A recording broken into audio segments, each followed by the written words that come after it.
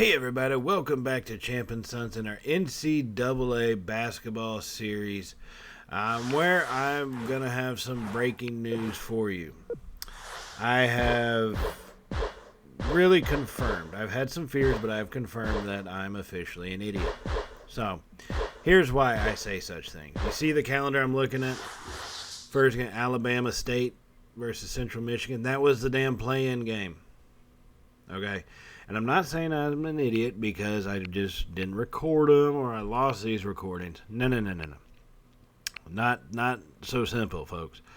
What happened was I hit the play next button.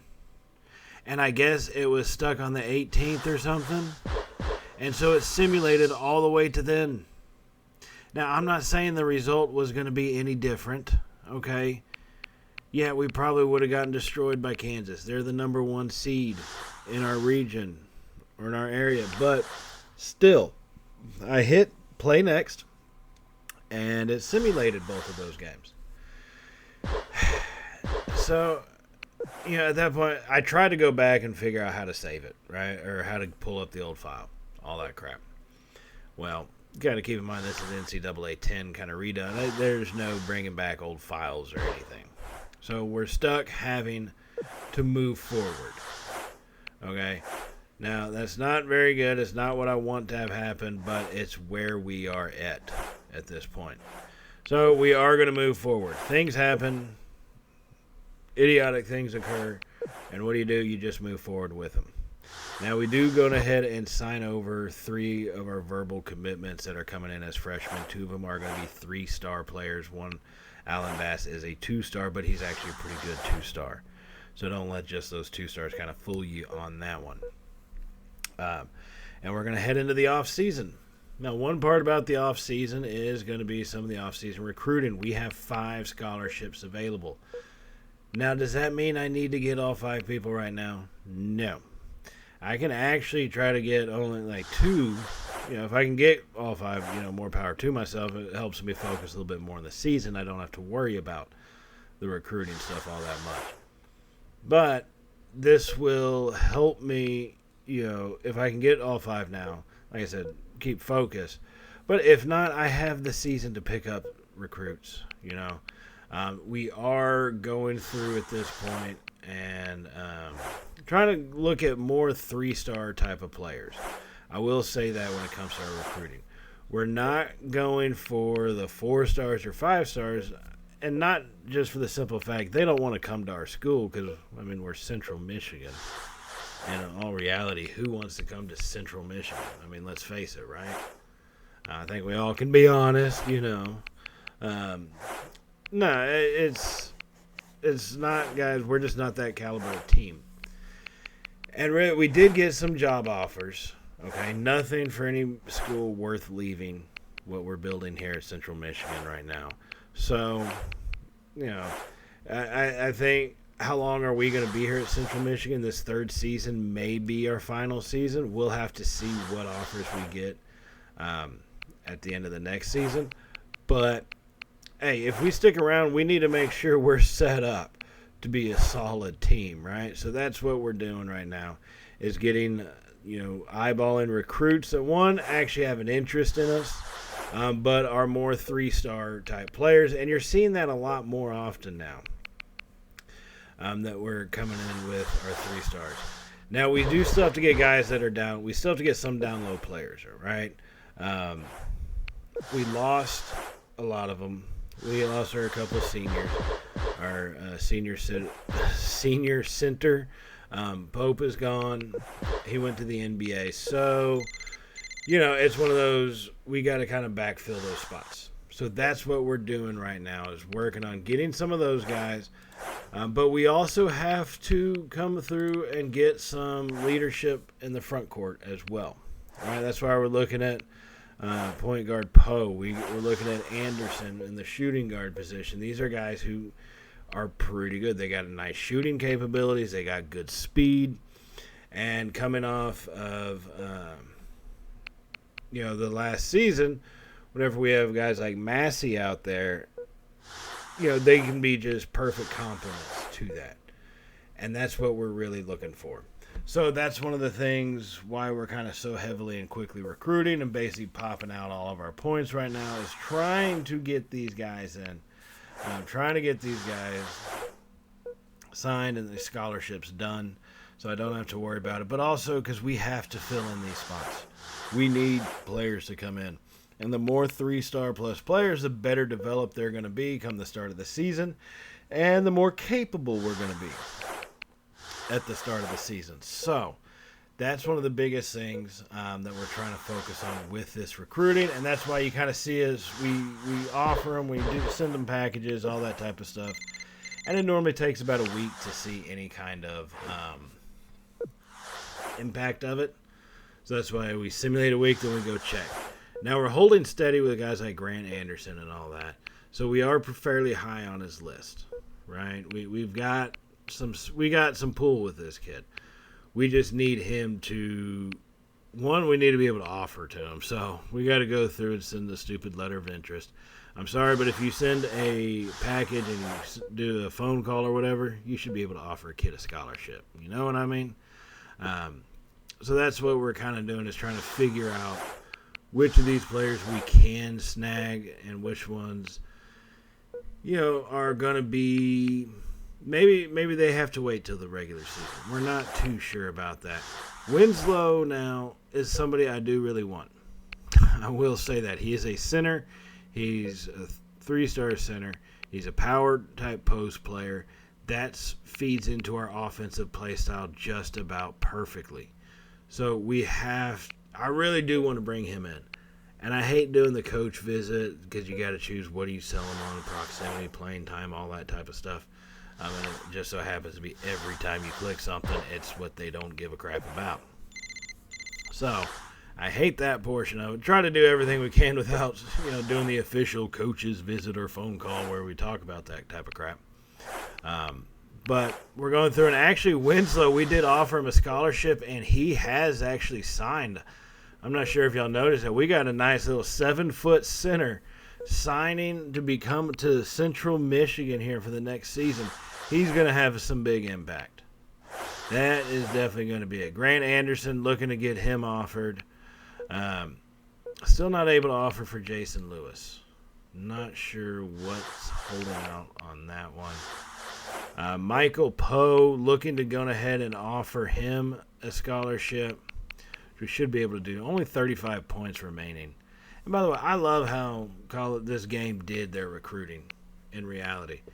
I think it's kind of the same. It's similar to the setup with NCAA, but more in a basketball type world, I guess, with how they do it, with how quick it goes, and the way the points are allocated, and the fact you get one set of points, hammer it home, get your guys, or don't, But I do overall like how this recruiting system works, and I think it allows us to really target the proper recruits and to it provides time to make sure that we get these guys signed, we get what they're interested in, we send them all the stupid packages and all that other crap.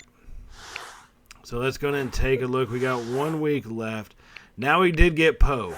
Michael Poe did sign. So we're looking at Grant Anderson and Lewis are the only ones to not sign yet, but we haven't been able to offer a scholarship, so we finally do to Grant Anderson, a 6'2" shooting guard. That is someone who can have a big impact. He's got size, so he should be able to drive the lane. He's got speed. He's got some weight behind him. He ain't going to be pushed around. You know what I'm saying?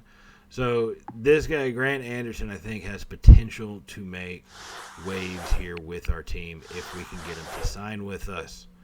Now, Jason Lewis, a small forward. He's 6'5". I generally want him to be a little bit bigger, but I think he can probably shift over to a shooting guard. Be more of an outside kind of shooter for us, mid-range outside shooter, which I think will complement what we're trying to do down low with Bass and Winslow pretty heavily. So I think if we can get these two guys going, we should be, I would say, fairly well set up, right? I just really think we should. So let's go ahead and check in recruiter. We do get all of our guys signed. We got 4. We targeted 4 fellers, and we got them all signed. They are all on scholarship. So now let's take a look at the schedule, the upcoming season schedule. It's not the easiest one. Its strength is 3 stars right now. But I do want to make it a little bit more interesting since we can. Number 7, St. John's at home. Oh my goodness, that's going to be rough. Starting out against Grambling State, though. We have Colorado State. We have games at Michigan, BYU, USC. We do a little bit of, looks like, Purdue, some Big Ten schools. We play Kansas State, so we're starting to branch out into more of the Power 5 conferences to play some more of those teams. And I think that'll work for us as far as recruiting, and it also tests out our players pretty damn well to give us a shot as far as where are we at in reality when it comes to national type basketball, playing against national type teams. So who do we decide to add in? First, we're going to go ahead and take a look at the Big 12. Kansas kicked our butt. I know they're not going to play us, although it would be fun. So you kind of have to ask. You don't want to, but you kind of have to think about asking. Well, Kansas, we're Central Michigan. Why don't we play y'all? You know what I'm saying?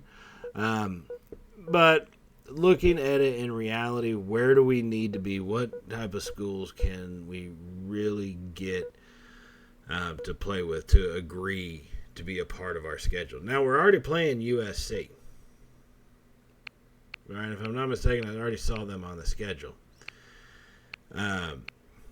SEC schools, I don't know, that conference is just so damn cocky about everything, and it's really only a couple teams that ever play well out of it. But either way, going on a little rant there. ACC, Florida State.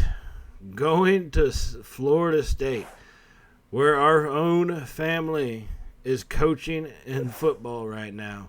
We decided to take a visit November 24th, the week of Thanksgiving, to Tallahassee to take on the Florida State Seminoles. Now, where else are we going to try to play right now? And I'm thinking about it. We got a couple Big Ten schools right now. We got Michigan, Northwestern, and Purdue. So, but in between Northwestern and Purdue, we're looking at BYU, UC Santa Barbara, Portland, and Bradley. I don't really like how all that's set up, so I do want to add in a different game.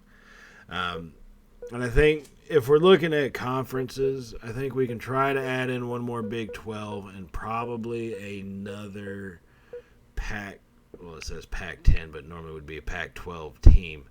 I think would be good to have on the schedule. Not just for the strength of schedule, but once again for national prominence, to get our name out there. Kids who might be thinking about trying out for these schools, try to walk on to them. Now you see us coming to town.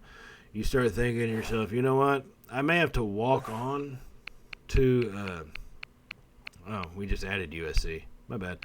May have to walk on to USC or to an Oregon or a Washington, but I think I could get a scholarship to Central Michigan. I could be a star there. And that's really the idea behind it. Get our team out there. Let people see us play.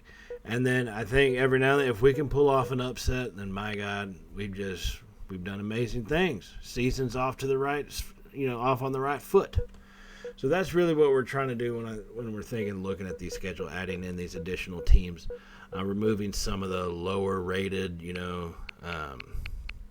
teams that we are looking at right there. So UCLA, they just slapped us in the face. Said, no, we're not going to play you.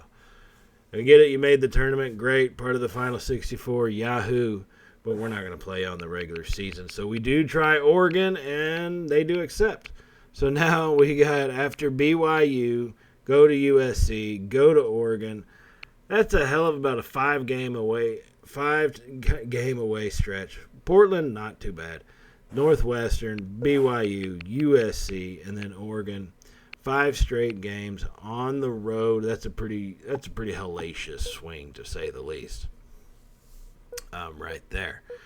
So we'll have to see how that one goes. That's going to be kind of a hold on to your britches type of game. Now, I did say I wanted to add on another Big 12 school. So we're going to look to try to add Iowa State in. Hopefully they will accept. an opportunity to play against us, and we'll kind of get things going here. They will fit us in. So now we got some Big 12 games: Kansas State, Iowa State, Big 10, Michigan, Northwestern, Purdue. We got a lot of stuff going on in this season. Now, on that note, I do want to remind y'all to hit the subscribe button if you have not hit it already. And if you're excited about the new season of Central Michigan Chippewa basketball, go ahead and give us a thumbs up. It does really help out the channel. And I do want to thank y'all for all the support y'all have shown us in recent times. It has been crazy. We're over 300 subscribers now. Never really thought we'd get there, especially if you look at where we were a year ago. And that's all because of y'all. So thank y'all very much, and thank y'all for all the support. So now, even though my idiocy hopefully has come to a run and I've learned my lesson, we are going to begin the next season, our third season here at Central Michigan, in the next episode, starting out against Grambling. And I will see y'all then, everybody. So as always, stay safe, and well, y'all know how it goes by now, right? Later, y'all.